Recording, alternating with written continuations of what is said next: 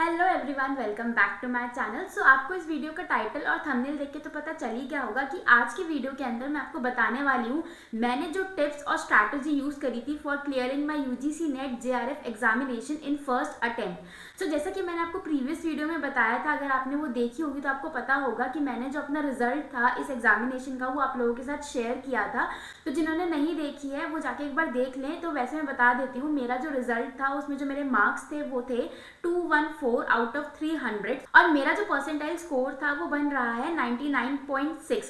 सो ये मेरे मार्क्स थे और ये मैंने पहली बार अटेम्प्ट दिया था दिसंबर 2024 का। सो ये मेरा पहली ही बार में जेआरएफ जो है वो क्लियर हो गया था। सो आप में से बहुत बच्चे ऐसे होंगे जो यही चाहते हैं कि हमारा ये पेपर क्लियर हो जाए, हमारा फर्स्ट अटेम्प्ट में या फिर अब जो हम अटेम्प्ट देने वाले हैं उसके अंदर हमारा ये एग्जाम क्लियर हो जाए और हमें दोबारा इस एग्जाम को ना देना पड़े, ना फॉर्म भरना पड़े, एक ही बार में सब खत्म हो जाए। तो यार देखो, मैंने जो चीज़ें यूज़ करी ना, जो स्ट्रैटेजी मैंने यूज़ करी या फिर जो जो रिसोर्सेज मैंने यूज़ किए हैं वो सारे मैं आपको इस वीडियो में बताने वाली हूँ। सो आई होप कि आपको ये वीडियो हेल्पफुल लगेगा और अगर आपको ये वीडियो हेल्पफुल लगे तो इस चैनल को ज़रूर सब्सक्राइब कर लेना और इस वीडियो को भी लाइक कर देना। तो सबसे पहले शुरू से स्टार्ट करते हैं। सो देखो, किसी भी एग्जाम को देने से पहले हमें ये पता होना चाहिए कि ये जो एग्जाम है इसका प्रॉपर सिलेबस क्या है। तो सिलेबस जो था वो जो इनकी ऑफिशियल वेबसाइट है, दैट इज यूजीसी नेट की जो ऑफिशियल वेबसाइट है, मैं वहाँ गई और वहाँ से मैंने इनका जो ऑफिशियल सिलेबस है both for paper 1 and paper 2 मैंने डाउनलोड किया, पीडीएफ निकाला और उसका मैंने प्रिंट निकाला।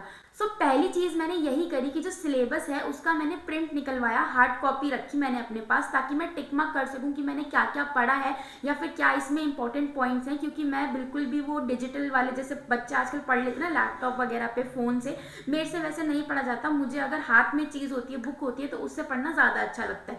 सो पहली चीज़ तो मैंने ये करी कि मैंने अपने सिलेबस का जो हार्ड कॉपी थी, प्रिंट आउट थी, वो निकलवा के अपने पास रखा।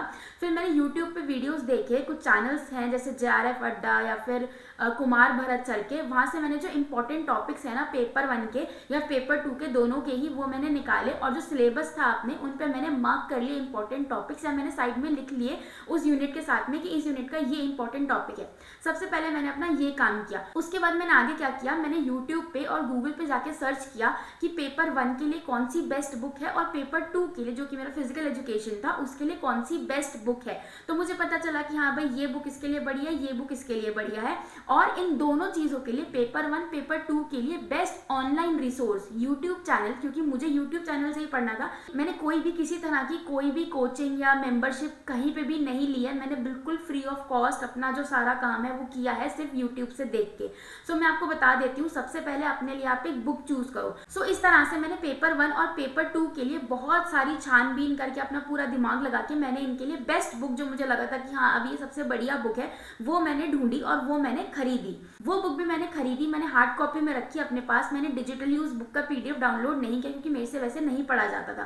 राइट, अब मेरे पास बुक हो गई। अब मुझे ये था कि मेरे पास सिलेबस भी है, मेरे पास बुक भी है, बट अब मुझे एक कोई आदमी पढ़ा देना जिससे मुझे कंसेप्ट क्लियर हो जाए। क्योंकि कुछ कंसेप्ट तो आप पढ़ के समझ जाते हो, बट कुछ कंसेप्ट ना आपको कोई पढ़ाता है तभी समझ आते हैं, आप खुद से नहीं समझ पाते। एटलीस्ट मेरे में तो उतना नहीं था कि मैं खुद से समझ जाऊँ सारे कंसेप्ट। सो उसके लिए फिर मैंने यूट्यूब पे सर्च करना चालू किया। अच्छा, यूट्यूब पे भी ना बहुत सारे चैनल्स ऐसे हैं आपका जो पेपर 1 और पेपर 2 दोनों का ही सिलेबस फ्री ऑफ कॉस्ट पढ़ाते हैं पूरा पूरा आपको। वैसे वो ऑफलाइन क्लासेस भी अपनी चलाते हैं, आप उनका पेड क्लासेस का भी होता है, वो ले सकते हो, बट मैंने वो नहीं लिया था। मैंने उनका जो फ्री कंटेंट अवेलेबल था यूट्यूब पे उसी से पढ़ाई करी है।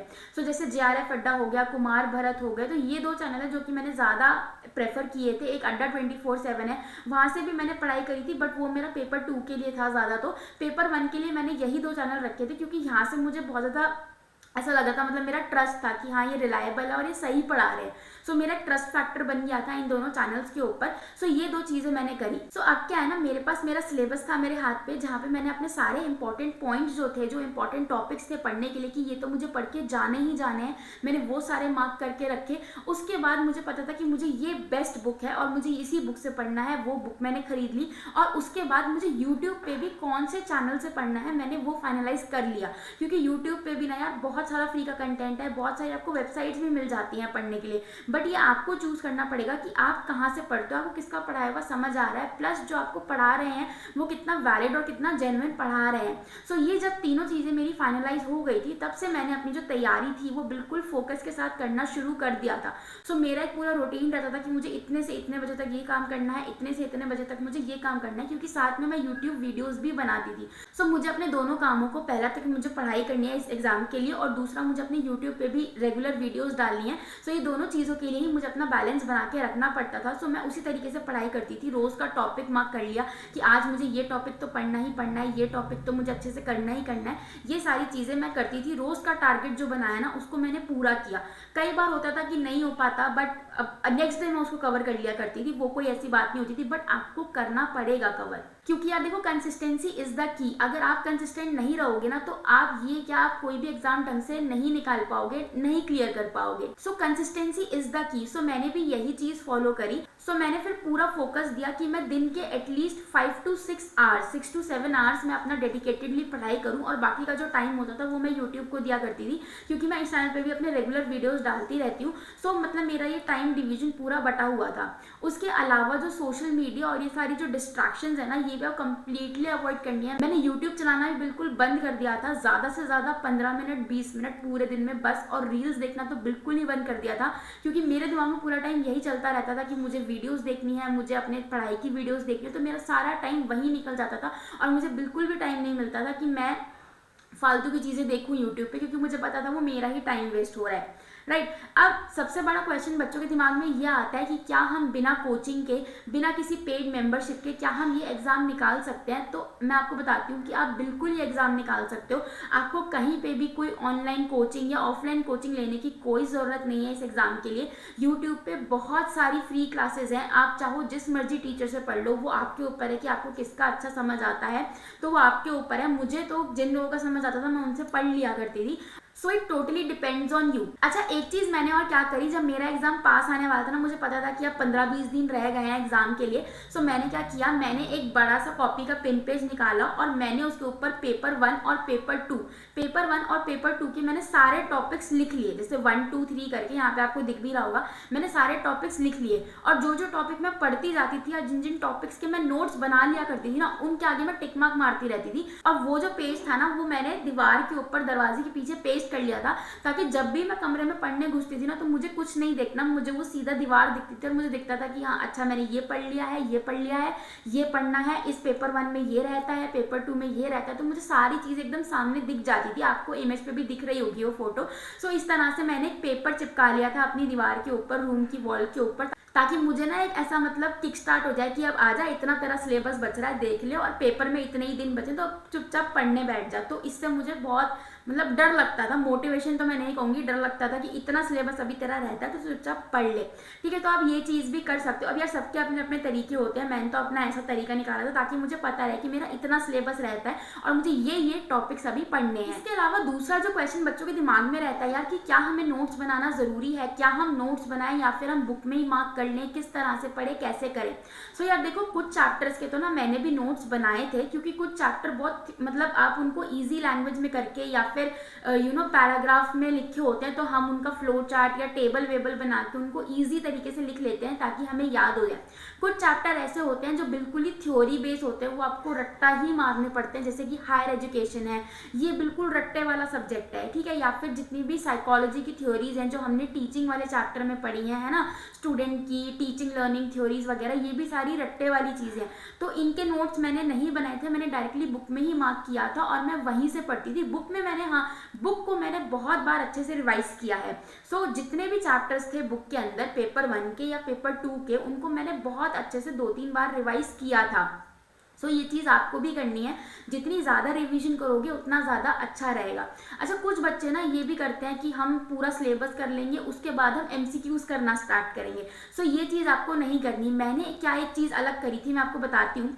सो ये जो मैंने सब्जेक्ट के लिए बुक्स ली थी ना, ये तो मैंने ली ही थी, बट इसके अलावा ना मैंने ओसवाल की बुक्स खरीदी थी। उस टाइम पर कुछ ऑफर चल रहा था कि एक के साथ आपको दूसरी बुक लोगे वो फ्री में मिल रही थी, ऐसा कुछ ऑफर था दोनों बुक्स के साथ। तो दोनों बुक्स में ना आपको PYQs के जो क्वेश्चन है, सैम्पल पेपर है, वो भी मिलते हैं और PYQs भी मिलते हैं। मैं उन दोनों बुक्स का यहाँ पे फोटो डाल दूंगी, आप देख लेना। सो ये बुक्स मैंने ली थी। तो मैं क्या करती थी कि जैसे मान लो मैंने जो लास्ट चैप्टर है पेपर 1 की बात करती हूँ मैं, कि जैसे क्योंकि ये दोनों बुक्स ना पेपर 1 की है। सो अगर मैं मान लो पेपर 1 में बात करूँ टीचिंग वाला चैप्टर, फर्स्ट चैप्टर की मैं बात करूँ टीचिंग एप्टीट्यूड की, मान लो मैंने वो चैप्टर अभी नहीं पढ़ा था। सो मैं क्या करती थी कि जब वो पेपर होता था ना तो यूनिट वाइज भी उसमें आपको क्वेश्चन दे रखे हैं इन दोनों बुक्स के अंदर। सो मैं उसके सीधा MCQs लगाने बैठ जाती थी, जितने मेरे से सॉल्व होते थे हो जाते थे, बाकी का मैं पीछे से आंसर देख के उनको कैसे सॉल्व कर रखा है उसने उस हिसाब से फिर देख के सॉल्व कर लिया करती थी। तो कुछ बातें ना मुझे चैप्टर की वहां से भी याद हो जाती थी कि यूजुअली आप क्या करते हो, आप पहले चैप्टर पढ़ते हो फिर आप MCQ पे जाते हो, बट मैंने यहाँ पे ना कुछ चैप्टर्स के अंदर ऐसे उल्टा किया कि पहले मैंने MCQ पढ़े और फिर मैंने चैप्टर पढ़ा।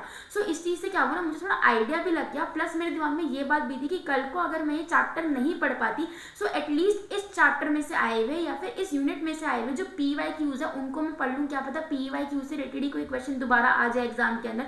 सो मैंने इस तरीके से ना रिवर्स किया कि MCQ पहले किए, बहुत चैप्टर्स के अंदर मैंने ऐसा किया है कि MCQ किए और चैप्टर बाद में पढ़ा है, और कुछ में चैप्टर्स पहले पढ़े और MCQ बाद में सॉल्व किए। सो ये चीजें भी आप कर सकते हो, ट्राई कर सकते हो। उसके अलावा भी यार बहुत सारी ऐसी वेबसाइट्स हैं जो आपको PYQ सैम्पल पेपर्स वगैरह सब प्रोवाइड करवाती हैं। आप जाके सर्च करोगे गूगल पे तो आपको बहुत सारी वेबसाइट्स मिल जाएंगी, प्लस बहुत सारे यूट्यूब चैनल्स ऐसे भी हैं जो आपको PYQ सॉल्व करवाते हैं, प्लस उनका पूरा रैशनल देते हैं कि ऐसा ही क्यों होगा, वैसा क्यों इसका आंसर नहीं हो सकता।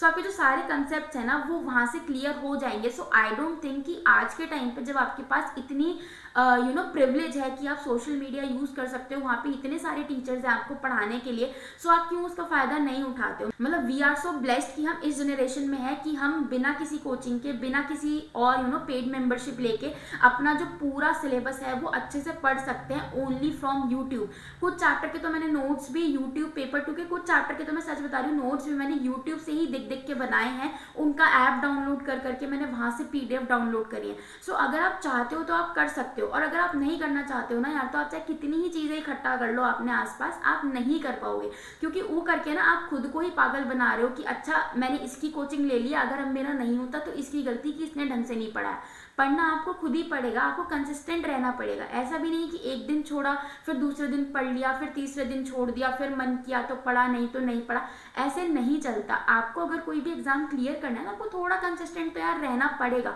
और आज का जो सबसे बड़ा डिस्ट्रैक्शन है that is Instagram, social media, YouTube, reels, shorts, इन सब से भी आपको दूर रहना पड़ेगा, क्योंकि अगर आप इनके चक्करों में फंस जाओगे ना तो आप एग्जाम नहीं निकाल पाओगे। क्योंकि एक तो इससे क्या होगा ना, आपका टाइम कहाँ जाएगा आपको पता नहीं चलेगा। आप रील्स देखते देखते पूरा दिन निकाल दो, 2-3 घंटे तो आप ऐसे ही स्क्रॉल करते रहते हो, आपको नहीं पता चलता आपका टाइम कहाँ चला जाता है। शॉर्ट्स देखते देखते भी यार अपने 2-3 घंटे आप कहाँ निकाल दोगे ना, आपको पता भी नहीं चलेगा। और दूसरा क्या है ना, आपको पता ही है कि शॉर्ट्स देख के या इस तरह की वीडियोस देख के आपका जो अटेंशन स्पैन है, जो कंसंट्रेशन लेवल है, वो भी बहुत कम हो जाता है। सो देखो मैंने तो ये चीज़ें अवॉइड करी थी, अगर आप भी कर सकते हो तो वेल एंड गुड, नहीं तो अपने फ़ोन को कहीं और रख दो, बंद कर दो जब भी पढ़ रहे हो, या फिर अपने पेरेंट्स को दिखाओ कि जब तक मैं ना पढ़ूँ तब तक मुझे फ़ोन मत देना। मतलब XYZ कुछ भी करो, बट फ़ोन का जो यूज़ है वो कम कर दो जब तक आपका एग्ज़ाम है। सो अगर आप ये कुछ टिप्स फॉलो करोगे जो मैंने यूज़ किया, कुछ हेल्पफुल लगा, तो आप इसमें से फॉलो कर सकते हो वो कुछ चीज़ें। सो यहाँ पे मैंने कुछ बातें बताई हैं जो मैंने यूज़ करी थी अपनी इस जर्नी में, इस दौरान की जब मैं एग्ज़ाम दे रही थी। So this is all about this video guys. अगर आपको कहीं पे भी कोई प्रॉब्लम आ रही है, कोई क्वेश्चन आ रहा है कि नहीं समझ आ रहा है क्या हो रहा है, क्या नहीं करना, कैसे पढ़ना है, कहाँ से पढ़ना है, क्या मतलब हमारा रूटीन रहना चाहिए पढ़ने का, तो आप मुझसे कमेंट्स में ज़रूर पूछ सकते हो। Till then like, share and subscribe to my channel. Thank you.